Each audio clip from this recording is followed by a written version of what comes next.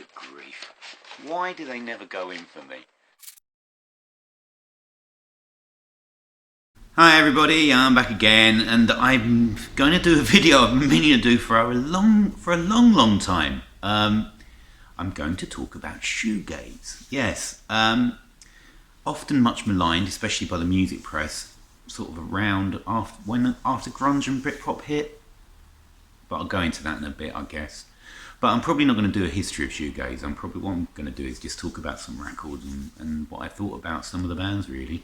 So obviously shoegaze started with, well, shoegaze was started by one band, which was My Bloody Valentine, and I talked about them at length, about their 6 records that sort of bookended shoegaze, really.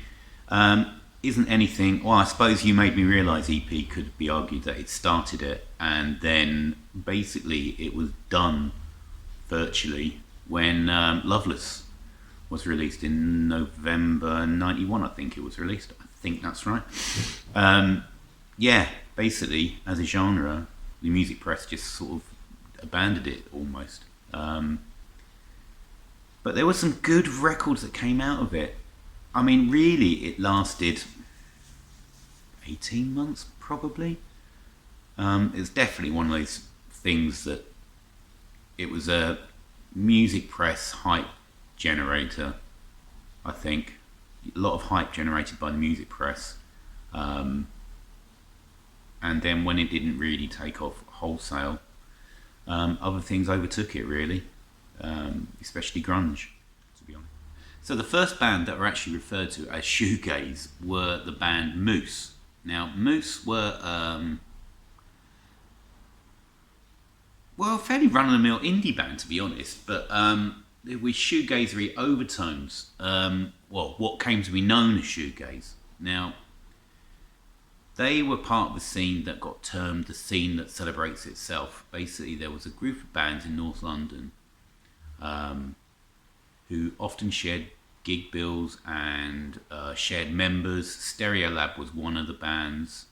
Another one, well, obviously Moose. And the other one was probably one of the big 4 or 5 of first wave shoegaze bands, and that band is Lush. Now, Lush were formed out of a band called Baby Machines, I think is right. And they were formed in North London, had Emma Anderson and Mickey Berenier on vocals. This is their first 12-inch. Now, the first release they actually did, I've only got a CD version of it. So the first release they actually had was Lush and Scar. This is a mini album. Main track on here is probably Baby Talk or Scarlet, but that's a 6-track mini LP they released in sort of late '89, and that's really good. This is probably my favourite. So this is Mad Love. I actually got this quite recently for 50p, but it's got the song Deluxe on it. They were on 4AD. So they were heavily influenced by the Cocteaus, and they, especially by Susie and the Banshees, which Baby Machines, actually the original name comes from a Banshees song. What I didn't actually buy these at the time. What I did was I don't know why I didn't buy them, because I like them, because I remember hearing them on the radio, like John Peel and stuff. But I ended up buying this, which is Gala. So Gala is a compilation of, so it's got 1 sleeve, 2 sleeves, and then you've got the inner sleeve. So Gala is a compilation of that Scar EP and a couple of singles. The Mad Love single, and I've forgotten what the other one is.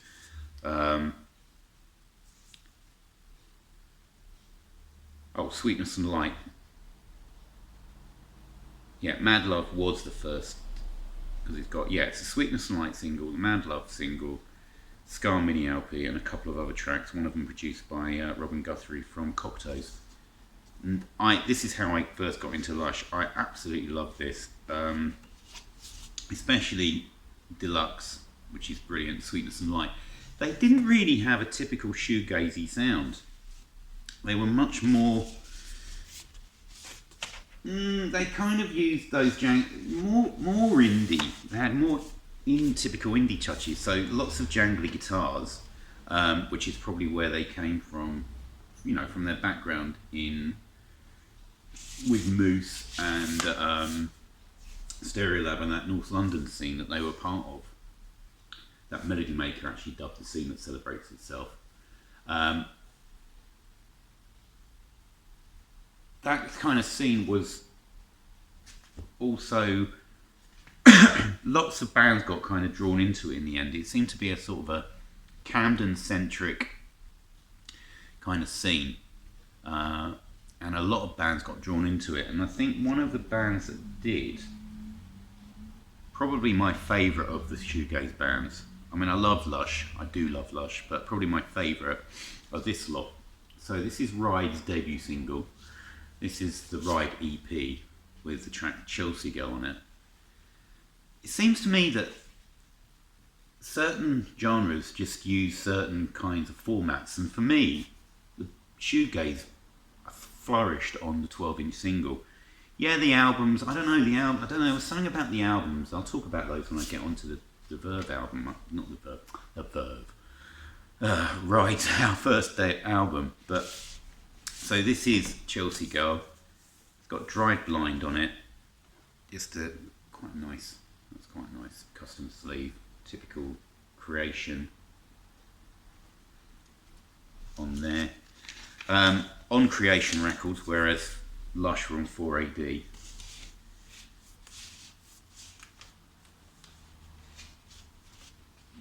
This is a really good EP. You've got 3 really good tracks, like Chelsea Girl, Drive Blind, and All I Can See.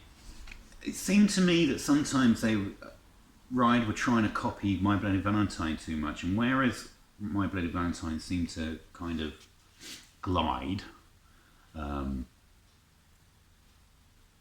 Ride seemed to grind it.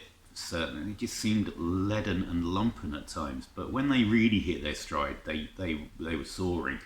Using so whereas Lush were kind of more, I don't know, influenced definitely by the Cocktoes, definitely by the Banshees, kind of like had a more typical indie sound. I think Ride were sounded quite often influenced by psychedelic rock.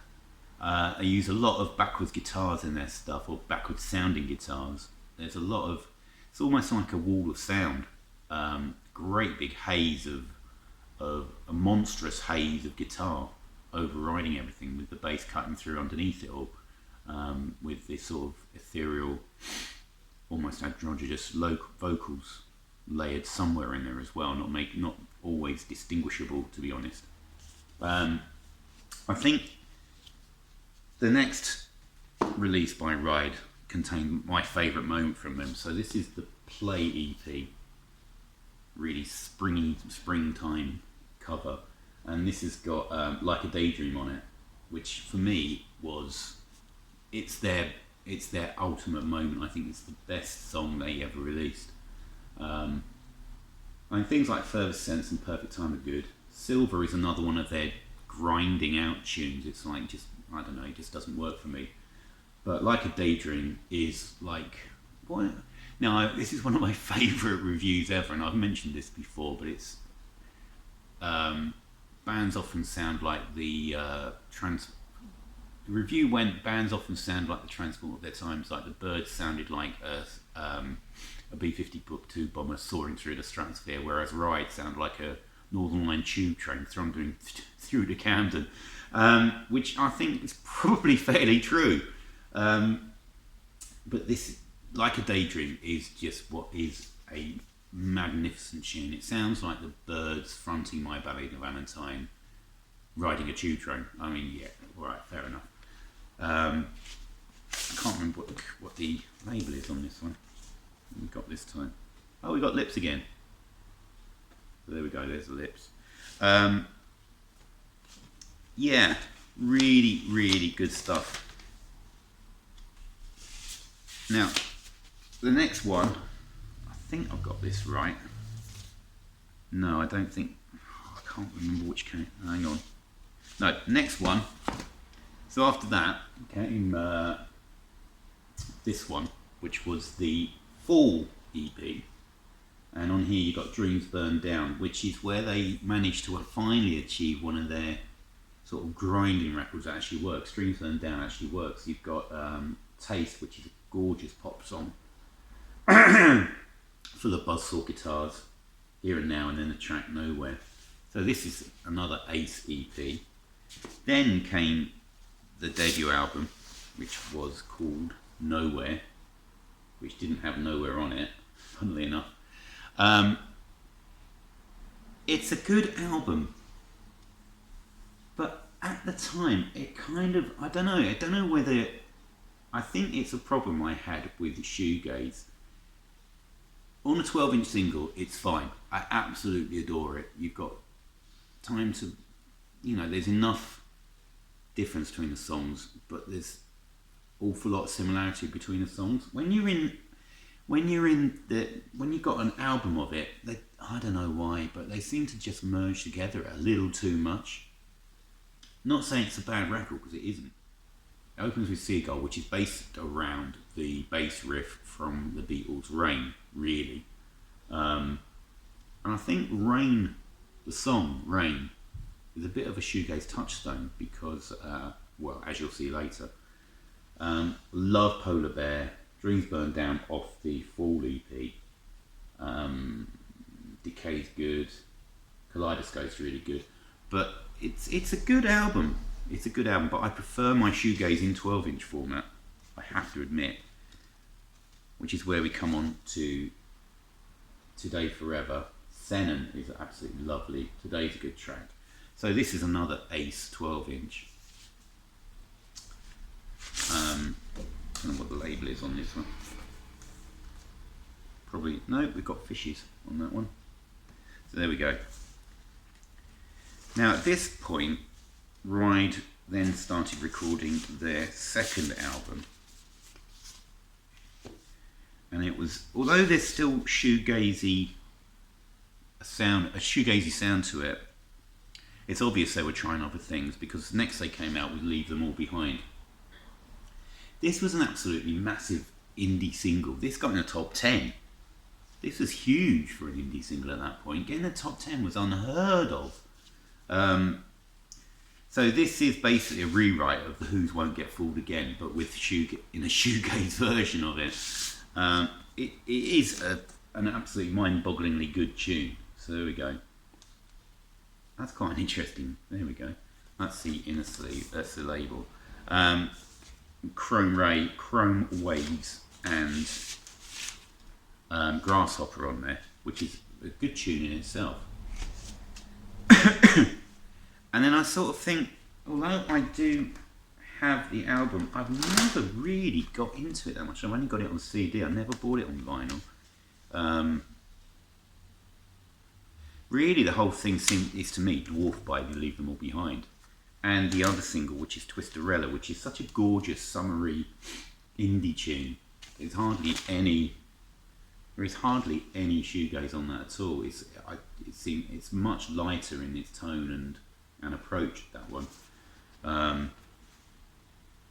It's funny how they didn't put their, because this has got the title track, well, the track Going Blank Again, which isn't on there, so I don't know what's going on.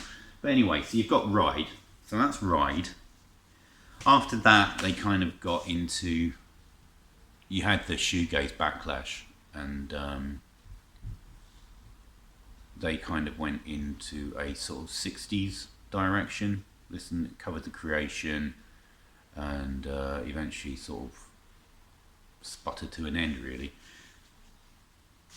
Now, the third major shoegaze band, well, major, this is where you don't get much success.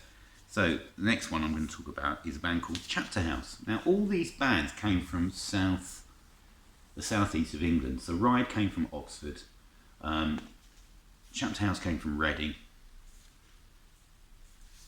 So I've got the first two 12 inches here. This one is much more generically indie. Falling Down sounds like it could have been a Manchester band. It's got that wah-wah guitar, it's quite a dancey beat on it. Inside of Me sounds like Sonic Youth. It's got very heavy Sonic Youth influence on it. Not a typical shoegaze, but you're getting much more typical shoegaze on some of these, like Satin Safe. And on this one is a cover of Rain. It's actually a supercharged version of Rain. They've sped it right up. It sounds pretty good. Obviously not as good as the original, but it's still a good 7-inch, a good single. So Chapterhouse were on Dedicated. They never got as much success either later, retrospectively, or at the time as the other bands. Which is a shame because they're actually a really good band. So there's their first album. I never got their second one because I'd lost interest in most of these bands at that point. I just lost interest. There was so much else happening at the time. So I listened to this again recently.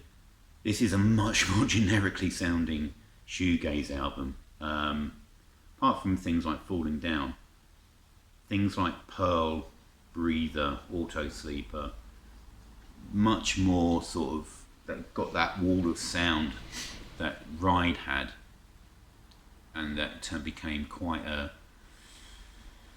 I don't want to say cliche, but a recognisable element of a shoegazer sound.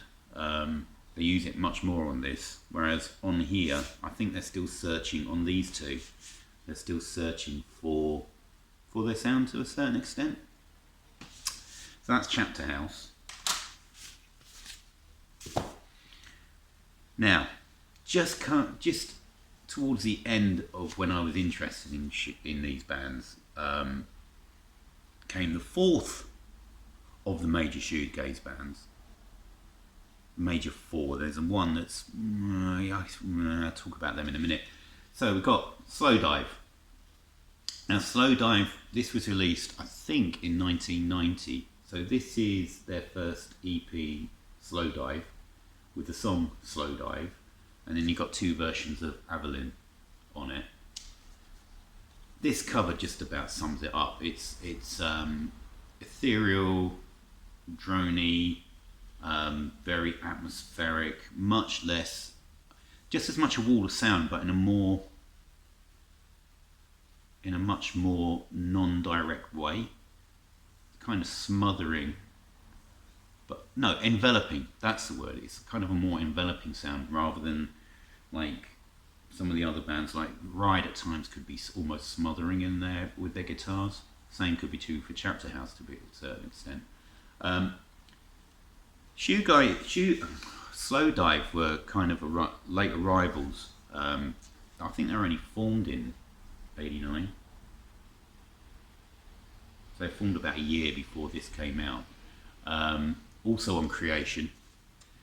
They were kind of, they really got a massive backlash.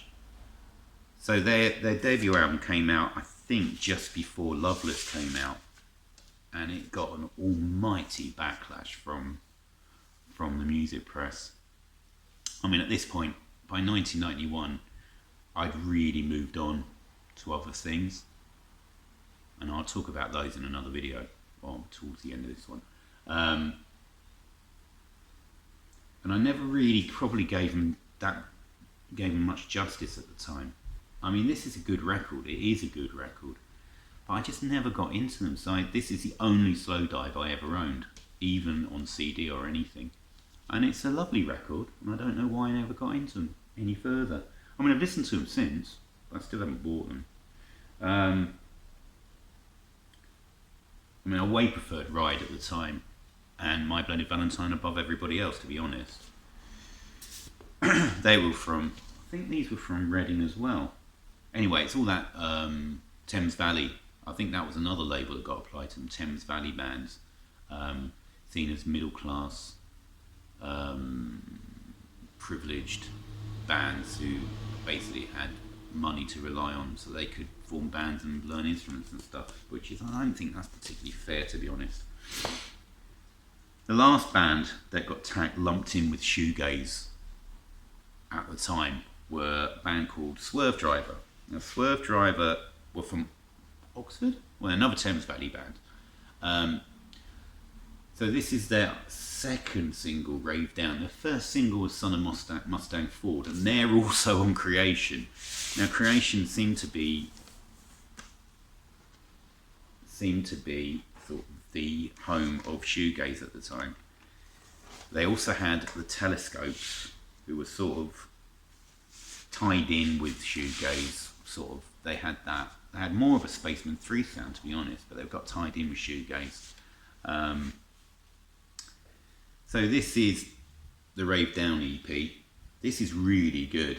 Rave Down is a top-notch song. Now, although there are shoegazy elements, especially on the second track, She's Beside Herself and Afterglow, it's not them. It's got more in common with an North American guitar band, say like Husker Du or Dinosaur Jr., possibly, more than anything else, which is probably why they went over a bit better in the United States, and I think they actually became more popular in the States, as did, ironically enough, Slowdive. I think Slowdive are possibly the most influential of these bands. I think they've had the longest lasting effect because there's an awful lot of new shoegaze bands, and a lot of them come from North America, and a lot of them cite Slowdive as a really big influence. I suppose it's their more... probably they've got a more typical shoegaze sound than any of the other bands. Whereas Ride were more psychedelic, Chapterhouse were more indie, Lush were sort of more kind of a typical 4AD sounding band. Slowdive were probably the shoegaze band, to be honest. So yeah, so Swerve Driver went on to release Raise, which is a top-notch album, as is most of their 90s output. This is an American version on A&M, but this has got Son of Mustang Ford, and it's got Sandblasted, and it's got Rave Down on it. All great tunes. I also got Never Lose That Feeling, which is a great single. It really should have been much more successful. Absolutely love this.